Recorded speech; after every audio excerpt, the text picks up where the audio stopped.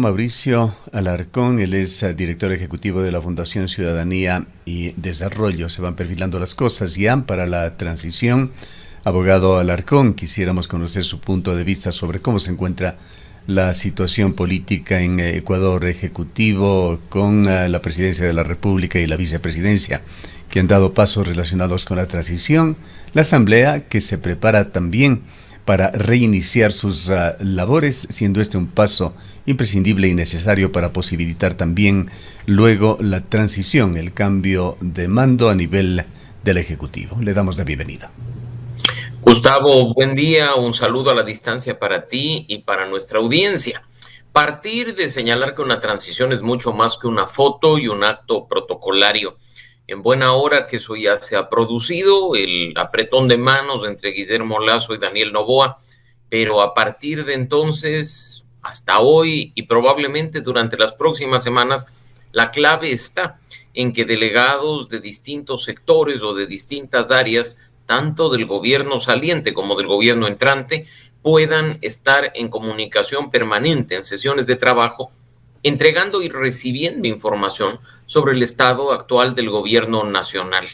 Sabemos que además el gobierno saliente mostrará las cosas a su manera, no necesariamente aspectos que correspondan con la realidad, y serán los funcionarios entrantes quienes con su conocimiento, su experiencia y diría yo sobre todo su sentido común determinarán si es que esto efectivamente es así o qué adicional se requiere para poder tener el panorama completo antes de posesionarse, antes de recibir el poder. Pues recordemos, Gustavo y amigos, que estamos frente a una situación extraordinaria que nunca antes ha tenido lugar en el país. Un gobierno producto de una muerte cruzada que estará en el poder aproximadamente 18 meses, y en un periodo corto de tiempo como este, difícilmente van los ecuatorianos o vamos los ecuatorianos a darle un periodo de gracia de 100 días para que entienda qué está pasando o qué es lo que se tiene que hacer. Por el contrario, esperamos que todo lo que tenga que ocurrir en la transición ocurra y haya ejecución y gobierno desde el primer día, oficialmente hablando. Abogado Alarcón, muy buenos días. Pues en este momento nos encontramos en una transición entre Guillermo Lasso y Daniel Noboa, pero indiscutiblemente estos 18 meses van a ser también un gobierno de transición. En este sentido, no deja de preocupar el tiempo que tendrá Daniel Noboa para gobernar, la relación que deberá mantener con la Asamblea Nacional para poder tener gobernabilidad, y sobre todo qué debería hacer en primera instancia ya posesionado en el gobierno Daniel Noboa. Sí. Rosana, buen día. Creo que desde el primer día de gobierno se tiene que empezar a mostrar resultados, se tiene que comunicar hallazgos, se tiene que comunicar lo que se está haciendo. Los ecuatorianos no hemos cambiado el orden de nuestras prioridades a ser atendidas por el gobierno.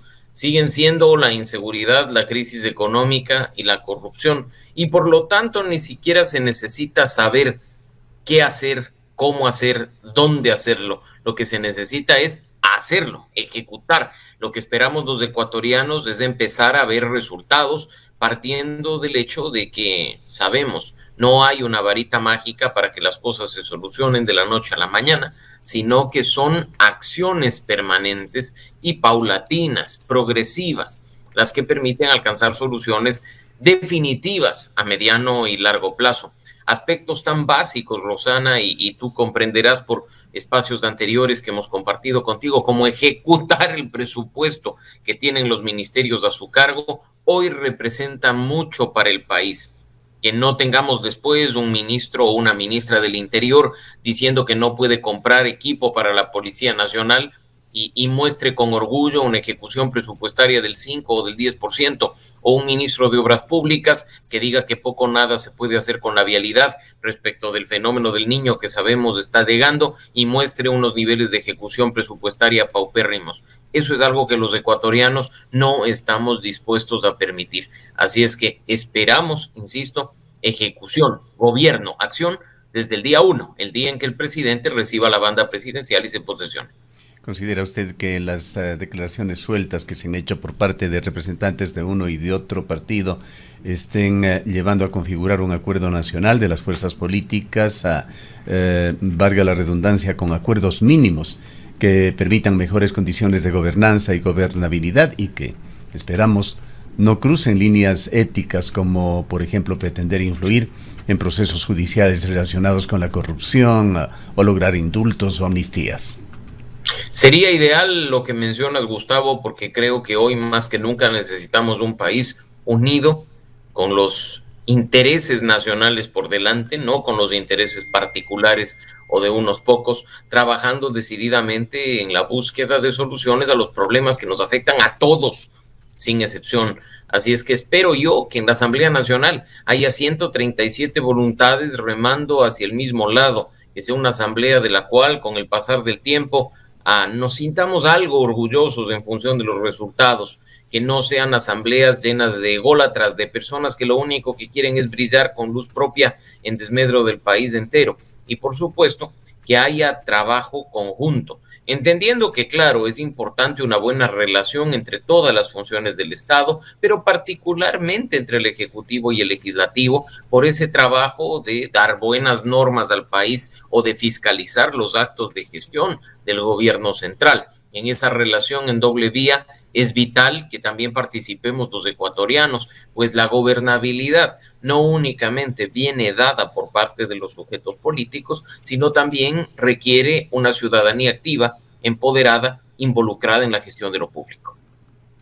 En el tema de cómo recibe al país el gobierno de Noboa se ha dicho mucho, y esto también va por el otro punto de vista de cómo deja el país el presidente Guillermo Lasso. Cuéntenos su opinión sobre lo que ha sido el gobierno de Guillermo Lasso, la situación en la que deja el país. Guillermo Lasso aparentemente se siente bastante satisfecho, orgulloso, señala que dejará un libro con todos los logros de su gobierno y también consejos para el nuevo presidente.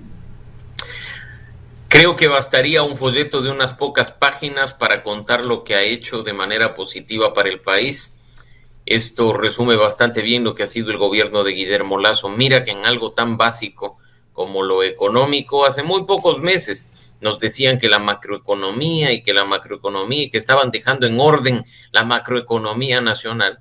Y hoy, en cambio, entran en desesperación no solo por el hueco fiscal que tiene nuestro país, sino porque ni siquiera se podrá pagar en este último trimestre del año horas extras a los funcionarios públicos y patalean para poder cubrir los sueldos de diciembre y los 13º que se debe pagar a todos sin excepción. Esa es la forma en la que hemos vivido estos 2 años y medio de gobierno, en que al parecer encerraron al presidente en una burbuja para hacerle creer que todo lo que se estaba haciendo estaba bien. Un gobierno poco tolerante a la crítica, con nula autocrítica y autoevaluación, que simplemente ha pensado en sí mismo, no ha pensado en el país. Mira que incluso una de las peores reformas tributarias ha venido de la mano de un presidente que en campaña decía no iba a poner más impuestos y que además no estaba dispuesto a negociar con cierto grupo político y termina con los votos de ellos, en abstención por supuesto, precisamente obteniendo esa reforma fiscal que ha golpeado a muchos ecuatorianos.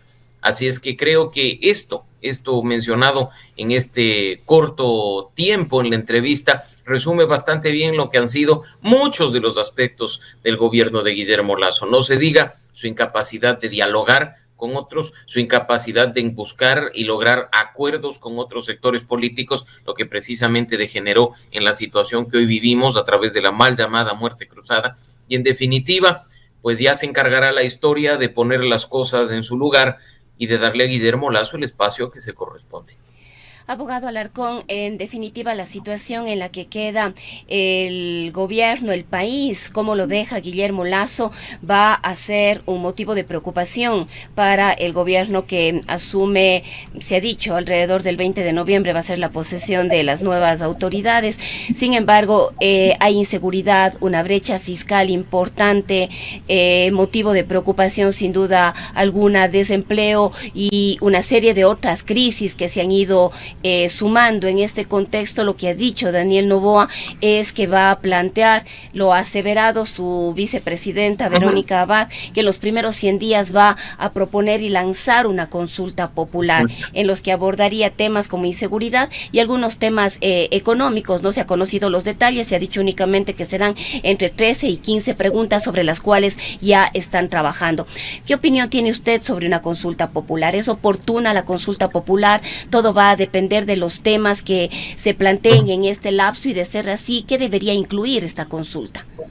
Rosana, estos mecanismos de democracia directa tienen que utilizarse de forma estratégica para que no terminen convirtiéndose, como le pasó al señor Lasso, en un termómetro de la popularidad del gobierno en ese momento.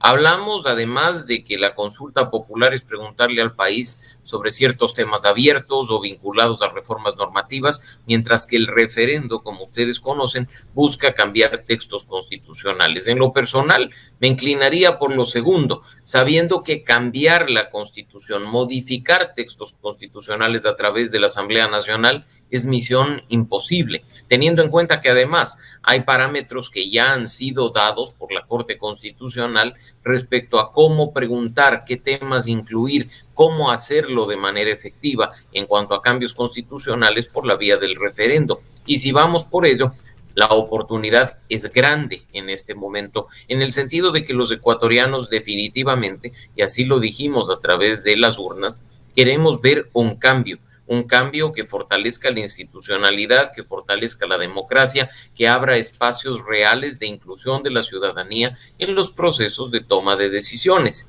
Yo no sé qué tan estratégico pueda ser, pero creo que es oportuno que se lo haga, e insisto, más inclinado hacia el cambio de ciertos textos constitucionales, de tal forma que se puedan viabilizar, a consecuencia de ello, otro tipo de reformas en el mediano y largo plazo.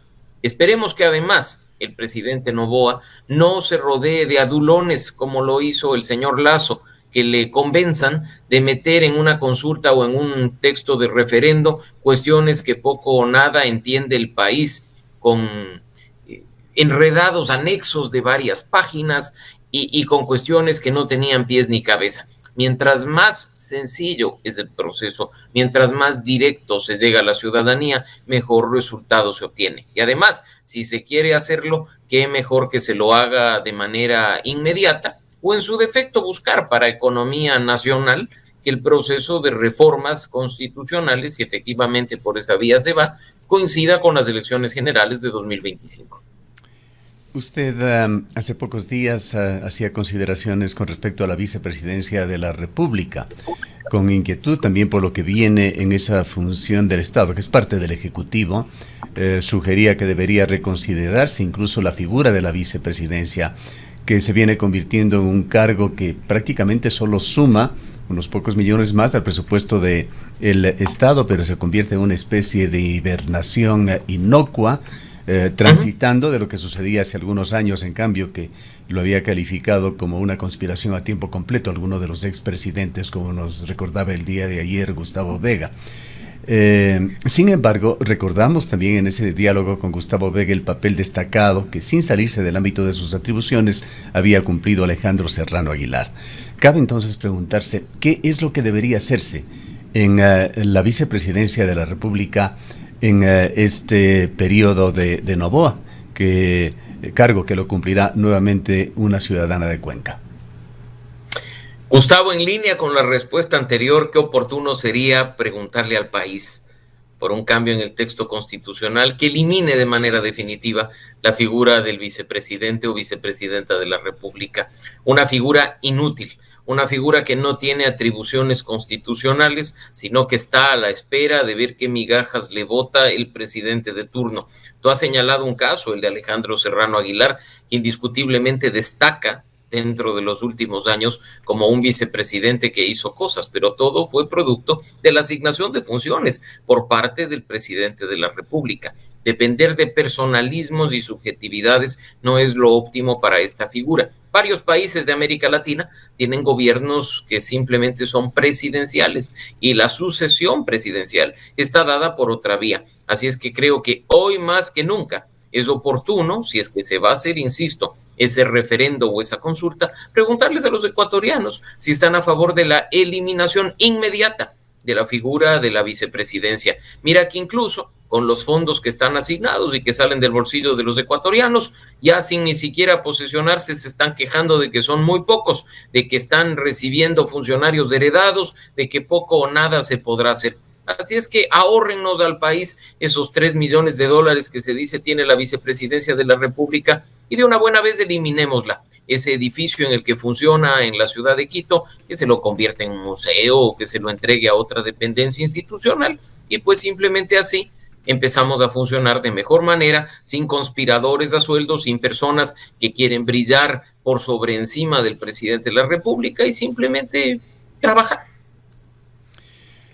Quisiera también conocer su punto de vista, sin entrar en los temas, en los enredos que son comidilla del día con la Revolución Ciudadana, pero sí analizar este tema con esa situación que ha venido dándose secuencialmente en Ecuador, en donde se confunde con frecuencia la función pública con una fuente de empleo, de empleos, pero manejados a través de una especie de cacicazgos. El caso de la Revolución Ciudadana es delicado, está de por medio el uso de fondos públicos y se entiende que podrían configurarse allí, además de peculado, otros posibles ilícitos como tráfico de influencia, delincuencia organizada, asociación ilícita. Y esperemos, Gustavo, que las instituciones que tienen que actuar actúen de manera inmediata. A propósito de lo sucedido con el gobierno provincial de Pichincha, en redes sociales hemos empezado a ver que, por ejemplo, la persona que acompañó a Luisa González a lo largo y ancho del país como su principal asesor de campaña, consta en la nómina de la Universidad Técnica de Manabí como una persona a tiempo completo, trabajando y recibiendo varios miles de dólares a costa de los ecuatorianos.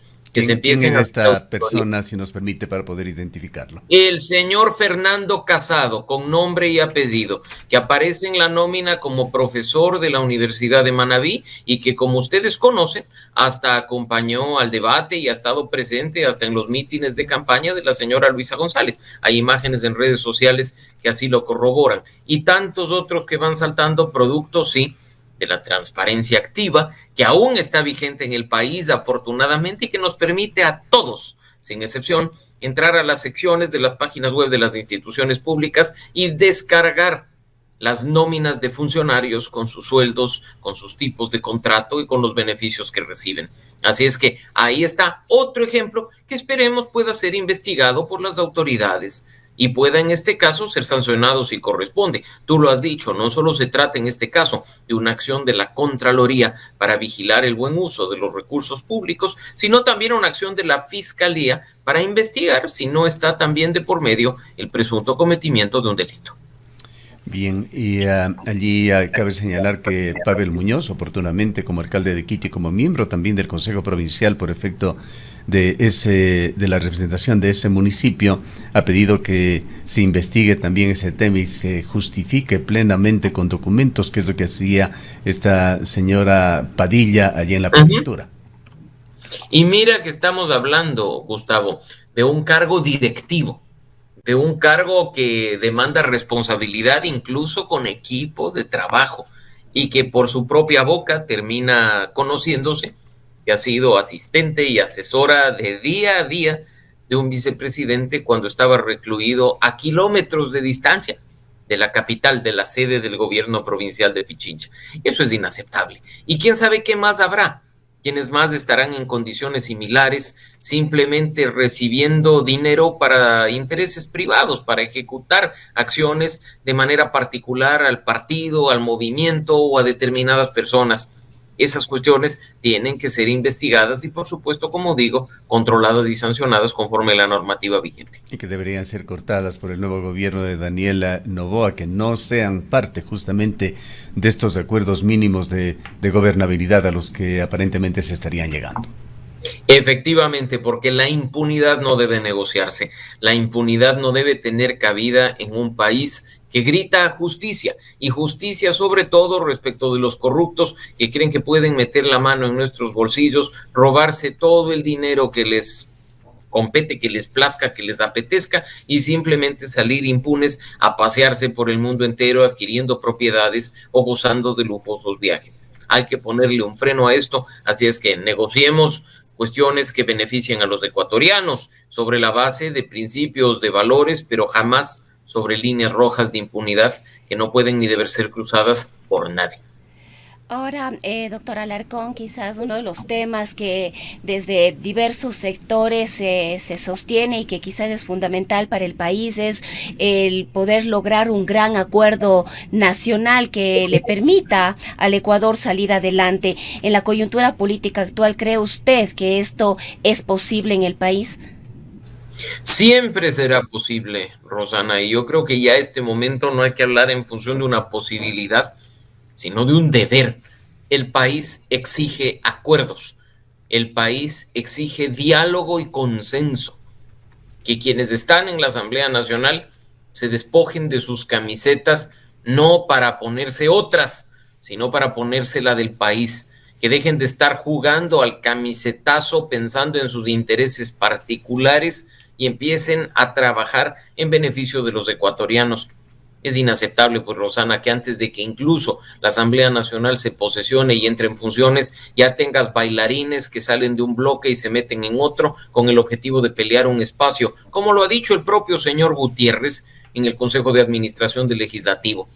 Eso también es corrupción. Engañarle a los ecuatorianos para ser electo por una fuerza política y el momento determinado dar el cambiazo e irse hacia otra. Eso también es corrupción. No esperemos que esas personas que se venden antes incluso de entrar en funciones al mejor postor, después estén sirviendo a los ecuatorianos. Si al parecer lo único que les interesa es servirse a sí mismos. El acuerdo nacional, insisto, debe ser una obligación, no una posibilidad. Más aún cuando el tema que nos afecta, la inseguridad o la crisis económica, nos afecta a todos, sin excepción.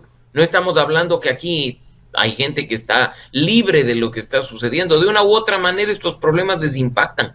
Así es que ojalá, insisto, haya buena voluntad, sentido de país e involucramiento para la búsqueda de soluciones en beneficio de todos.